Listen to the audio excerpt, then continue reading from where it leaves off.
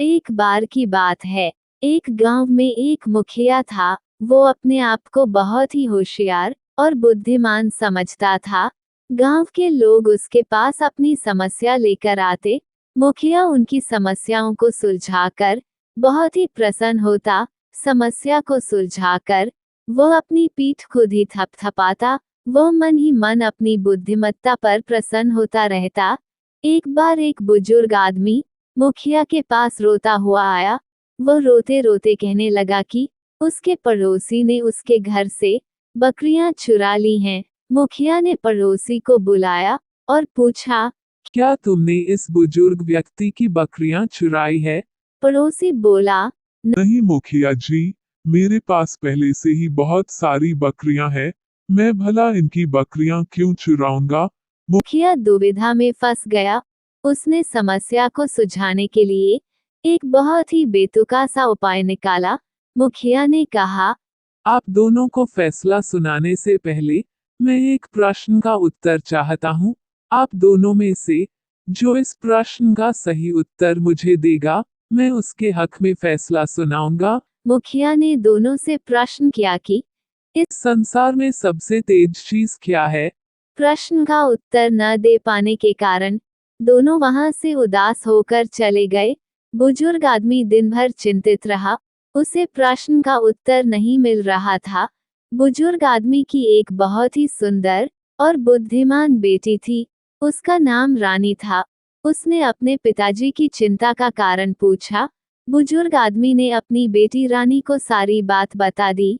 रानी ने तुरंत उस प्रश्न के उत्तर को अपने पिताजी के कान में फुसफुसाया। बुजुर्ग आदमी अगली सुबह मुखिया के पास गया। मुखिया बोला, क्या तुम्हें मेरे प्रश्न का उत्तर मिल गया है? बुजुर्ग बोला, हाँ मुखिया जी, आपके प्रश्न का उत्तर है समय। क्योंकि हमारे पास यह कभी भी पर्याप्त नहीं होता है। यह हमेशा बहुत तेज चलता है। हम जो करना चाहते हैं उसे करने के लिए कभी भी पर्याप्त समय नहीं होता है।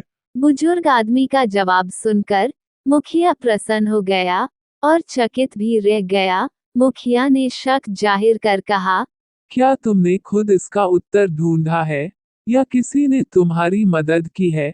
आपको यह उत्तर किसने बताया? मुझे सच सच बताए। यदि आप सच नहीं बताएंगे तो मैं आपको दंड दूंगा। बुजुर्ग आदमी दंड का नाम सुनकर डर गया। वह बोला, मालिक, आपके प्रश्न का उत्तर मेरी बेटी रानी ने बताया है। वह बहुत ही बुद्धिमान लड़की है। मुखिया मन ही मन सोचने लगा कि उसे ऐसी बुद्धिमान लड़की से अवश्य मिलना चाहिए। मिलने से पहले मुखिया ने बुजुर्ग को जीत की बधाई दी। मुखिया ने बुजुर्ग व्यक्ति से कहा कि उसे उसकी बेटी रानी से यथाशीघ्र मिलना है। कुछ ही समय बाद बुजुर्ग आदमी ने अपनी बेटी को मुखिया के सामने हाजिर कर दिया। मुखिया उसकी बुद्धि तथा सुंदरता से प्रभावित हो गया। मुखिया ने बुजुर्ग से उसकी बेटी का हाथ मांगा। मुखिया बोला, वह रानी से शादी करना चाहता है।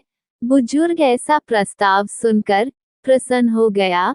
वो तुरंत इसके लिए राजी हो गया।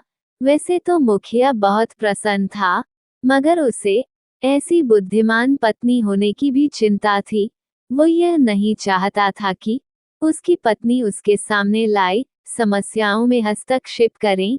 मुखिया अपनी बुद्धिमत्ता का शोहरत किसी के साथ साझा नहीं करना चाहता था, यहाँ तक कि अपनी पत्नी के साथ भी नहीं। वो लोगों से अपनी पत्नी के साथ तुलना नहीं करवाना चाहता था। मुखिया ने बुजुर्ग की बेटी रानी से कहा, मेरे घर में सब कुछ तुम्हारा है। मेरे पास आपके लिए केवल एक नियम है। नियम यह है कि मेरे सामने लाई गई समस्याओं में कभी भी खुद को शामिल नहीं करना है।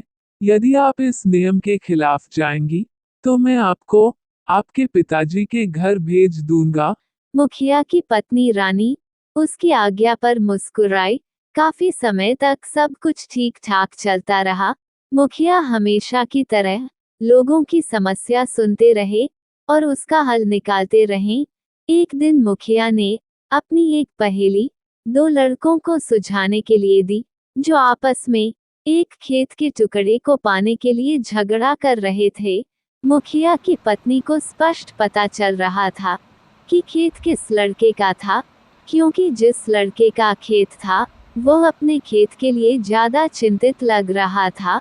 मुखिया ने अपनी आदत के अनुसार अजीब तरीके का हल निकाला। मुखिया ने दोनों लड़कों को एक एक मुर्गी दी और कहा, जो भी दोनों में से कल तक मेरे हाथ में मुर्गी का अंडा देगा वो खेत का मालिक होगा। मुखिया की पत्नी उस लड़के की मदद करना चाहती थी जो वास्तव में उस खेत का मालिक था। रानी यह जानती थी कि वह अपने नियम के विरुद्ध जा रही है, फिर भी वह गरीब की मदद करना चाहती थी। उसने उस लड़के को अकेले में कहा, कुछ चावल मुखिया के पास ले जाओ, उनसे कहो आप इन चावलों को आज लगाए ताकि सुबह मैं इन्हीं चावलों के पौधों से अपनी मुर्गी को खिलाने के लिए चावल ले जा सकूं। लड़का चावल लेकर मुखिया के पास दौड़ा। उसने ठीक वही कहा जो उसे रानी ने बताया था। मुखिया उसका यह बर्ताव देखकर गुस्सा हो गया। मुखिया बोला, ऐसा करने के लिए तुम्हें यह किसने बताया? वो लड़का डरते हुए बोला, ये मेरे अपने शब्द हैं, मेरे अपने विचार हैं। मुखिया ने चेतावनी दी। यदि तुम सच नहीं बोलोगे तो मैं तुम्हें दंड दूंगा। लड़का रोने लगा। उस लड़के ने उसकी पत्नी रानी का नाम बता दिया। उसने कहा, आपकी पत्नी ने ऐसा करने के लिए कहा था। मुखिया ने क्रोधित होकर अपनी पत्नी को पास बुलाया और डांटा। मुखिया ने कहा कि तुमने नियम को तोड़ा है, इसलिए अब तुम अपने पिताजी के घर लौट जाओ। मुखिया की पत्नी ने कहा, क्या मैं अपने पिता के घर जाने से पहले एक अंतिम बार आपके लिए भोजन बना सकती हूँ? एक इच्छा यह भी है कि जो मेरी यहाँ पसंदीदा चीज है, क्या उसको मैं ले जा सकती हूँ?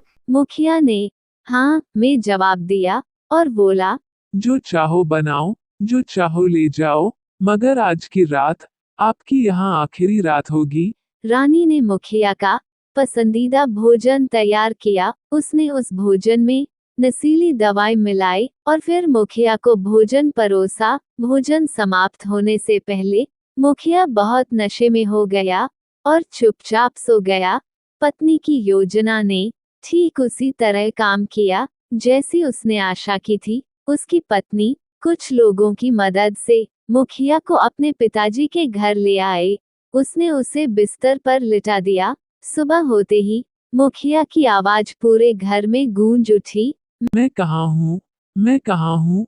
उसकी पत्नी उसके पास आई और मुस्कुराकर बोली, आपने कहा था कि मैं आपके घर से जो चाहूँ ले जा सकती हूँ। मैं आपको चाहती थी, इसलिए मैं आपको अपने साथ ले आई। मुखिया ने कहा। आप निस्संदेह एक बुद्धिमान महिला है। वो मुस्कुराया और बोला, आप मेरे साथ घर लौट चलो। कोई मूर्ख ही ऐसी पत्नी को घर से निकालेगा। फिर वो दोनों अपने घर वापस लौट आए। इस कहानी से हमें यह शिक्षा मिलती है कि बुद्धिमान लोगों की हमेशा कद्र करनी चाहिए। उससे ईर्ष्या कर उससे कटुता नहीं रखना चाहिए। अगर आपको यह कहानी अच्छी लगी हो तो चैनल को सब्सक्राइब, वीडियो को लाइक, शेयर, कमेंट करना ना भूले दोस्तों। ऐसी ही रोचक कहानियाँ हम आपके लिए लेकर आते रहेंगे। धन्यवाद दोस्तों।